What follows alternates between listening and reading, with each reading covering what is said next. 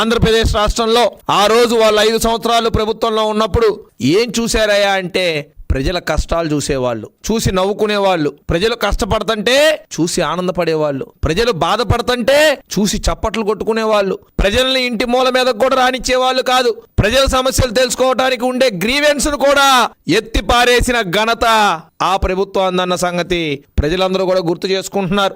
ఊర్లకు వెళ్ళాలంటే రోడ్లు బాగోవు, నీళ్లు కావాలంటే నీళ్లు దొరకవు, పంట పొలాల ఇబ్బందులు, ఉద్యోగాలు కావాలంటే అసలు అదేదో పెద్ద నేరంలాగా ఘోరంలాగా ఉద్యోగాలు కూడా ఇస్తారా అనే స్థాయిలో మాట్లాడిన ఘనత ఆ ప్రభుత్వాన్ని, ఆ నాయకులదన్న సంగతి గుర్తు చేస్తా ఉన్నాం. మరి ఈరోజు యువనేత నారా లోకేష్ గారు ఎంతో సమర్థవంతంగా ప్రజలకు ఇచ్చిన మాటను నెరవేర్చాలన్న కోరికతో యువగలంలో ఏదైతే యువతకి అండగా భరోసాగా నిలబడతారని హామీ ఇచ్చారో దానికి కట్టుబడి ఈరోజు అనేక లక్షల కోట్ల రూపాయల పెట్టుబడిని ఆంధ్రప్రదేశ్ రాష్ట్రానికి తెస్తున్న మాట నిజం కాదా అని నేను అడుగుతా ఉన్నా ఆ పార్టీని.